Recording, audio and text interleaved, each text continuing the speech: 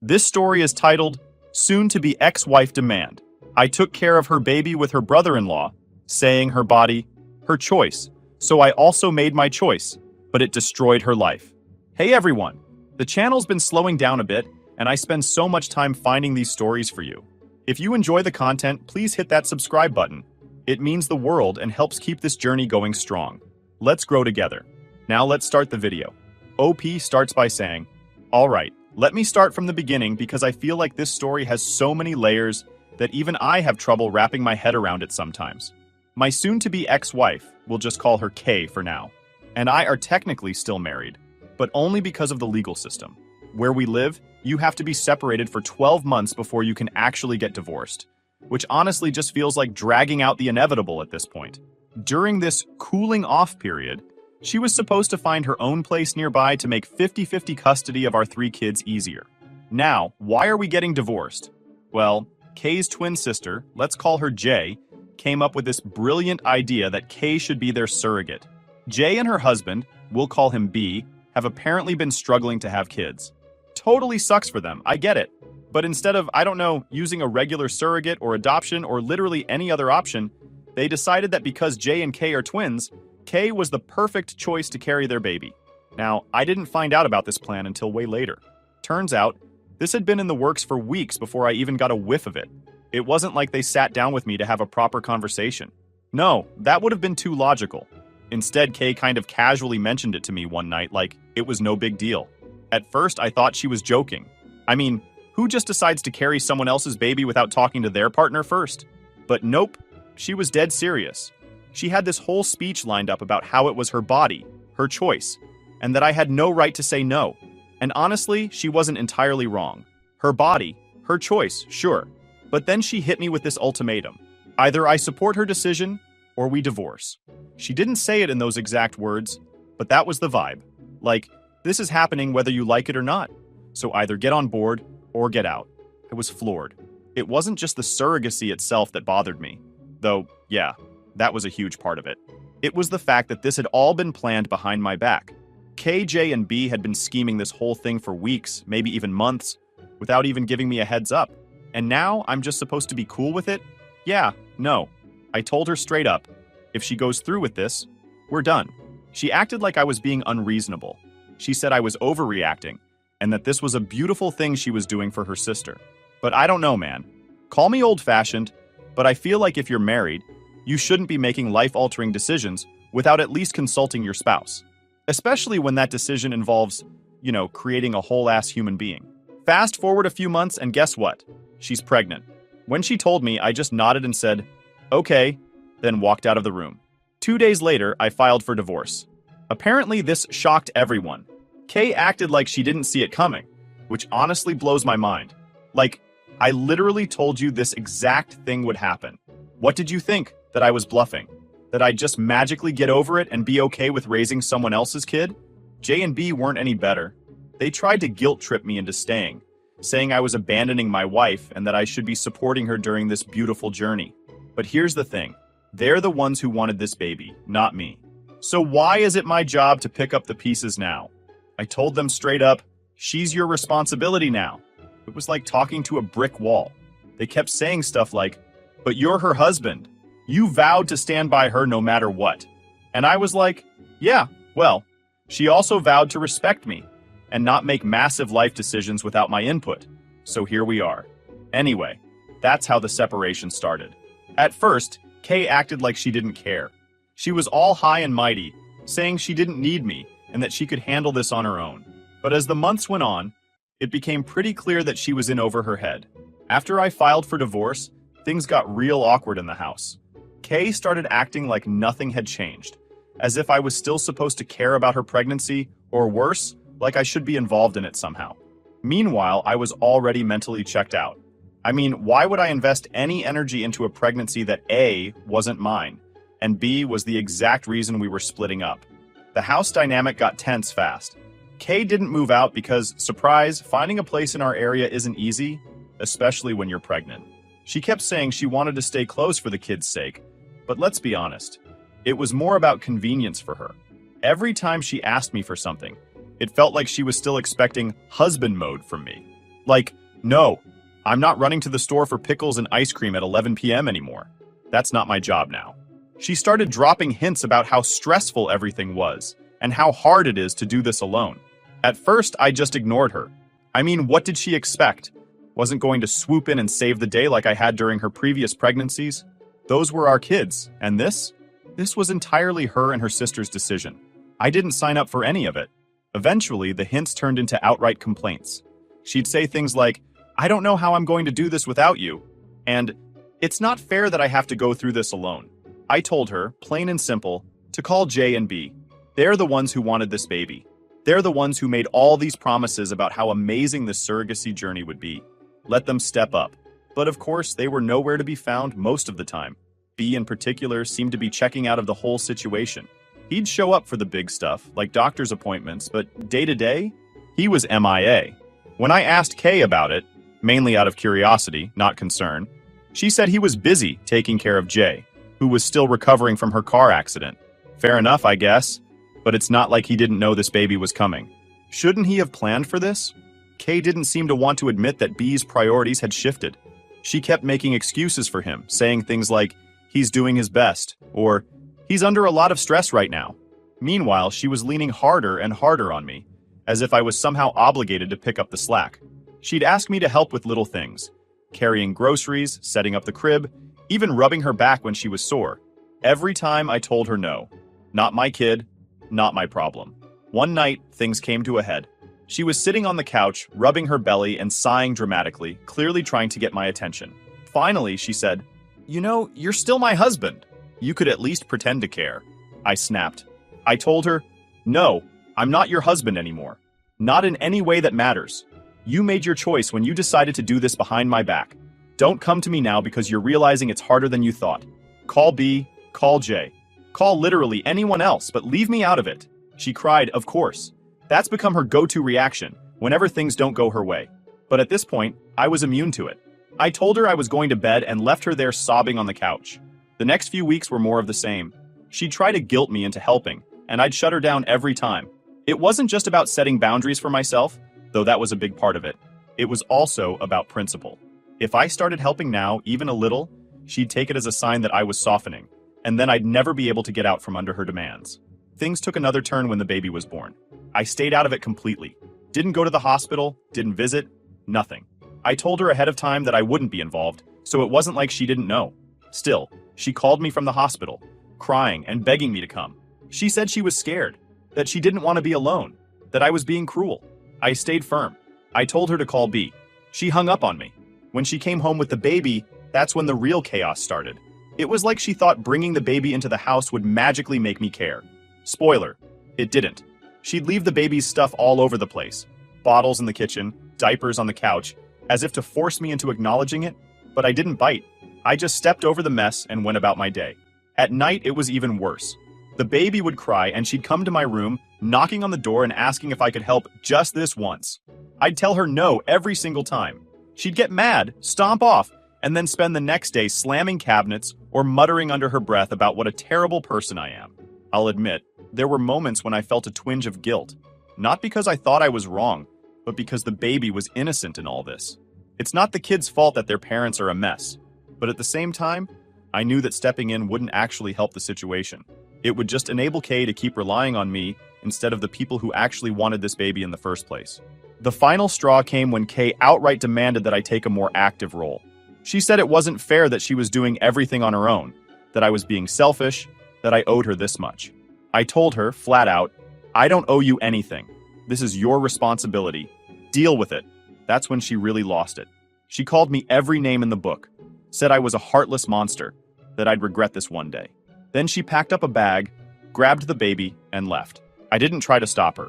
Update 1 point. Hey Reddit, so lots of you are asking for an update, so here it is. 2 days after Kay left with the baby, I thought, finally, this might actually be the break I need. I wasn't naive enough to believe she was gone for good, but for a couple of days, the house was quiet. No crying baby, no guilt trips, no arguments. It felt like a weight had been lifted off my chest. But of course, nothing ever stays simple when Kay is involved. The calls started the next morning. First from her mom, then her sister. Yes, the same sister who masterminded this whole mess. And even her sister's husband. It was like they'd coordinated a campaign to wear me down. Every single one of them had the same talking points.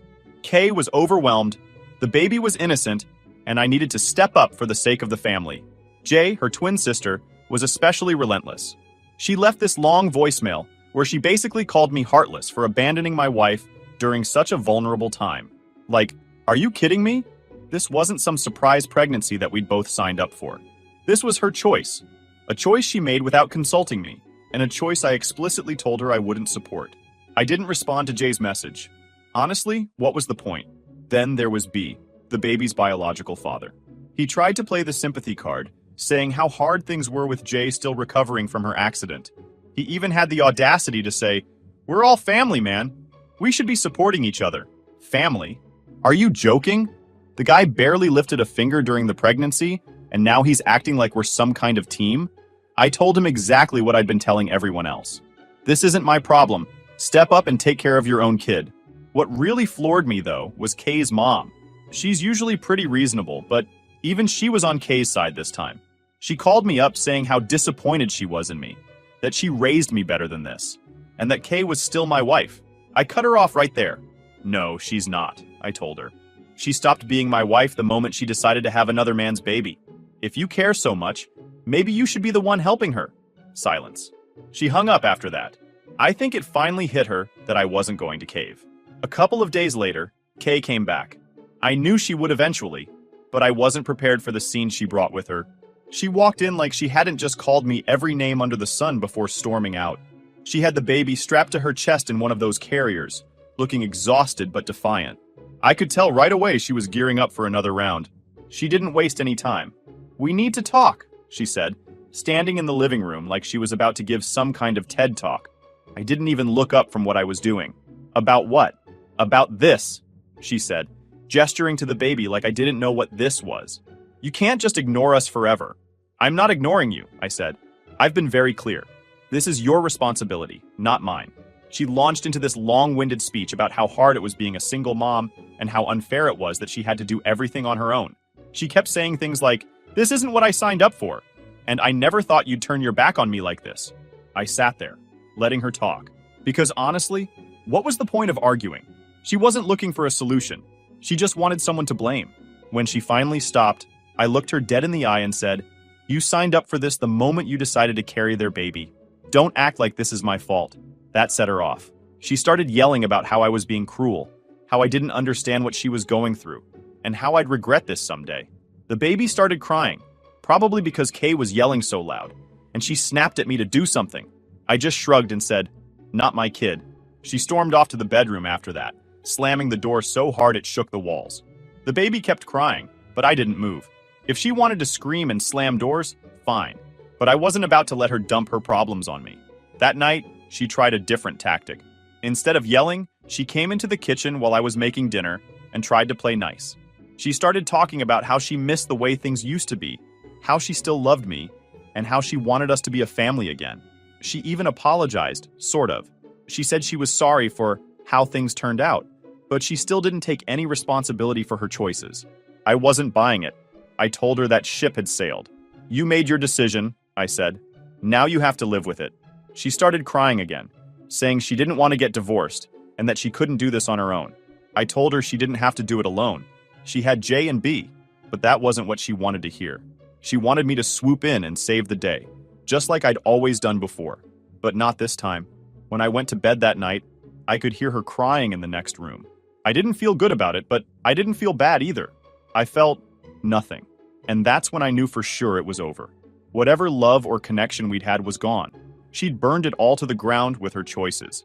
The next morning, she tried one last Hail Mary. She came to me with the baby, looking desperate and sleep-deprived. "Please," she said, "just hold her for a little while so I can sleep. I haven't had more than 2 hours in days." I looked at her, and for a second, I almost caved. Almost. But then I thought about everything that had led up to this moment. How she'd lied, how she'd betrayed my trust, how she'd dragged me into a mess I never agreed to. And I said no. "Call B," I told her. "He's the father. He should be helping you." She looked like I'd slapped her. "You really hate me that much, don't you?" she said, tears streaming down her face. "I don't hate you," I said, "but I'm not going to let you guilt me into cleaning up your mess."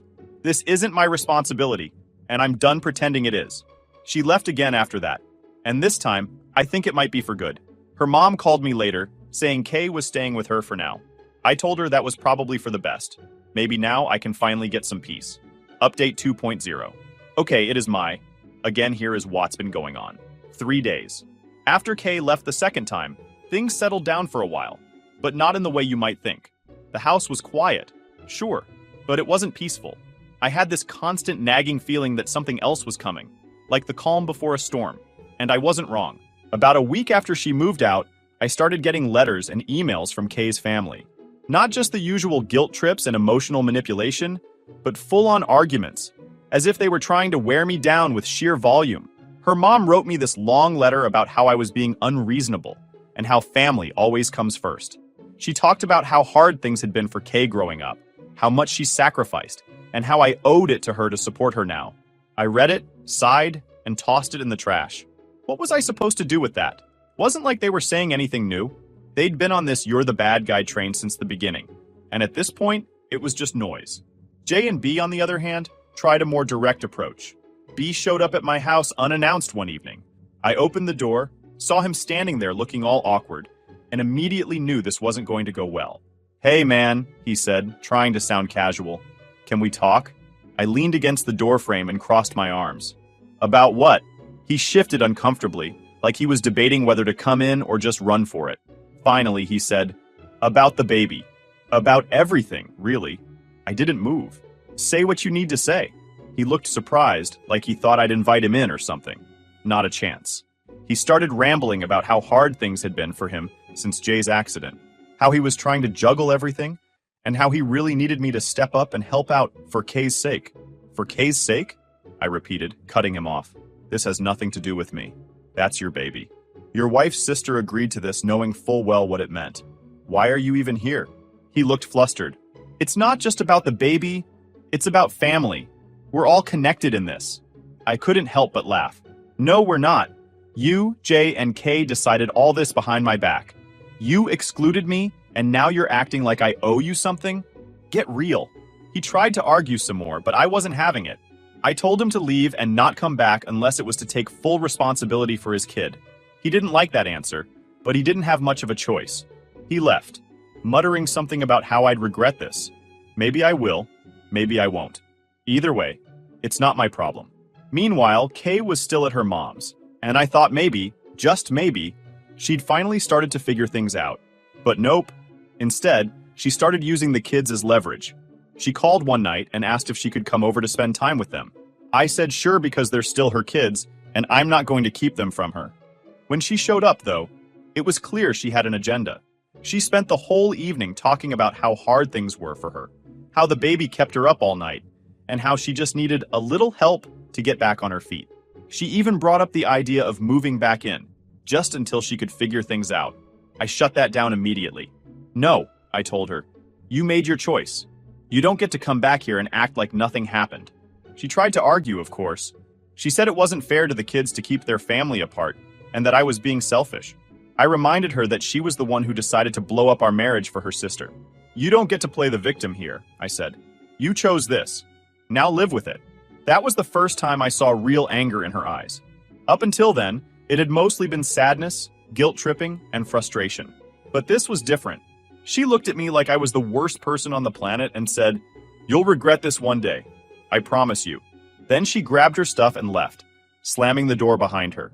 The weeks that followed were surprisingly uneventful. I settled into a routine with the kids, focusing on giving them as much stability as I could. They asked about their mom sometimes, why she wasn't living with us, why things were different, but I kept my answers simple. "Mom and I are figuring things out," I'd say, "but we both love you very much." It wasn't a lie exactly. I still loved my kids more than anything, and I knew Kay did too, in her own way. But that didn't change the fact that we were on completely different paths now. She'd made her bed, and I wasn't about to climb into it with her.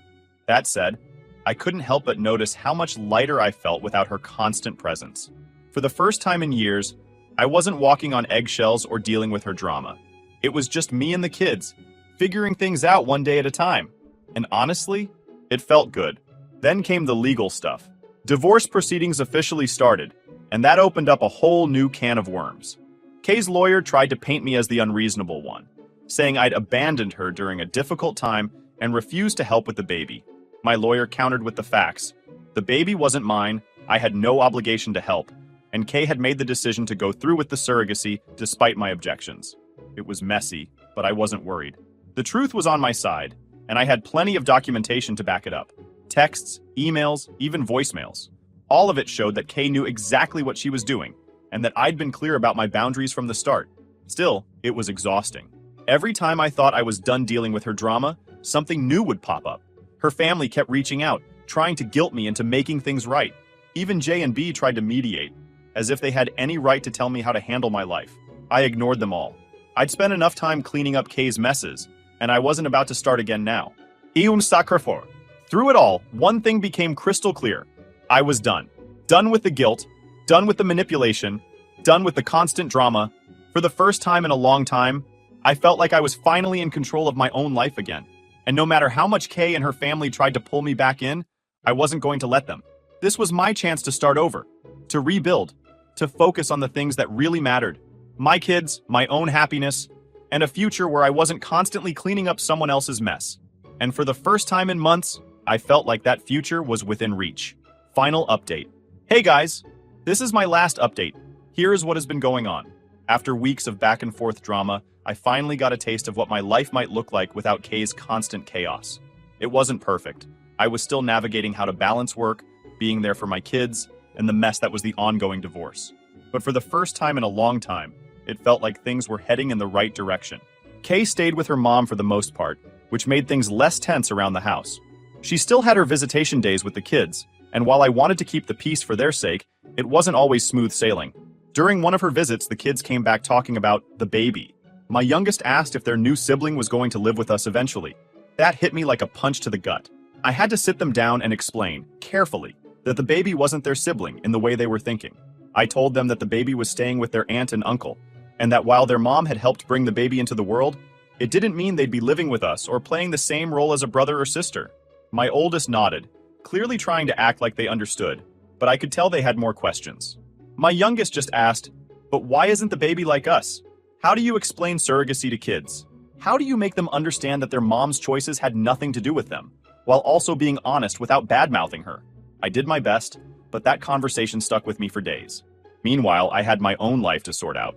The divorce wasn't just emotionally draining, it was financially draining too.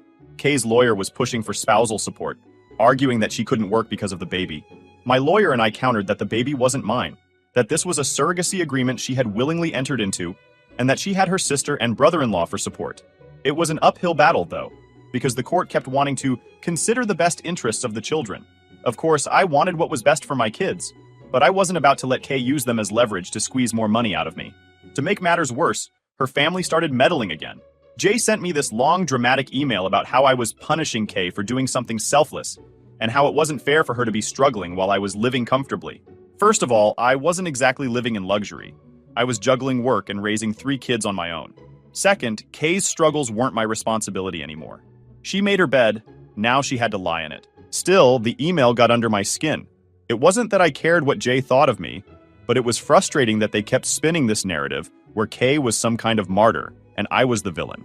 I wanted to reply, but I knew it wouldn't do any good. They'd already made up their minds about me, and no amount of explaining was going to change that. One surprising thing that came out of all this was how much closer I got to my own family. My mom, who had been my biggest supporter from the start, stepped up in ways I didn't expect. She started coming over more often to help with the kids, whether it was cooking dinner, helping with homework, or just giving me a break when I needed it. She also wasn't shy about telling me when I was being too stubborn or when I needed to lighten up. I didn't always agree with her, but I appreciated having someone in my corner who wasn't afraid to call me out when necessary. Even my dad, who usually keeps his opinions to himself, had a few choice words about the situation. He told me, "You did the right thing by sticking to your guns. People like Kay will always try to guilt you into cleaning up their messes, but you don't owe her anything. Just focus on your kids. That's what matters." That became my mantra. Focus on the kids. Every decision I made, every interaction with Kay, every argument with her family, I filtered it all through that lens. What's best for the kids? How can I give them as much stability as possible in the middle of all this chaos? Kay, on the other hand, seemed determined to make things harder than they needed to be. She'd text me at random times, asking for favors, or trying to rope me into her problems. One day, she called me in tears, saying she couldn't afford daycare for the baby and needed me to loan her money. I reminded her, again, that the baby wasn't my responsibility. She hung up on me, and 5 minutes later, I got a text from her mom calling me heartless. This became a pattern. Kay would hit a roadblock, and instead of dealing with it herself or turning to J and B, she'd try to drag me into it. At first, I'd respond politely but firmly. Over time, I stopped responding altogether. It wasn't my job to bail her out, and I wasn't going to let her guilt me into thinking otherwise. Despite everything, there were moments when I almost felt sorry for Kay. She looked worn down every time I saw her, like the weight of her decisions was finally catching up to her. During one of our custody exchanges, she asked if we could talk privately for a minute. I hesitated, but I agreed. "I just wanted to say I'm sorry," she said, not meeting my eyes. "For everything. I know I messed up, and I know I hurt you. I thought I was doing the right thing at the time. I didn't know how to respond to that." Part of me wanted to say, "It's too late for apologies." Another part wanted to ask her why she didn't think about the consequences before going through with all this. But instead, I just nodded and said, "I hope things work out for you." She looked like she wanted to say more, but I ended the conversation there. I wasn't interested in reopening old wounds. Whatever guilt or regret she was feeling, that was her burden to carry, not mine. These days, I'm focused on rebuilding. The divorce is still in progress, but I'm doing everything I can to move forward. I've started setting boundaries with Kay's family. They don't call or email nearly as much anymore, and when they do, I ignore it unless it's directly about the kids. My lawyer is confident we'll get a fair custody arrangement, and I'm cautiously optimistic about the outcome. As for the kids, they're adjusting better than I expected. They still have questions, and I know it'll take time for them to fully understand everything. But they're resilient. They're the reason I get up every day and keep pushing through all the noise and nonsense. If there's one thing I've learned from all this, it's that you can't control what other people do. You can only control how you respond. And as much as Kay and her family tried to drag me into their mess, I finally realized that it's okay to say no. It's okay to put myself and my kids first. For the first time in a long time, I feel like I'm starting to find my footing again. And honestly, it feels pretty damn good.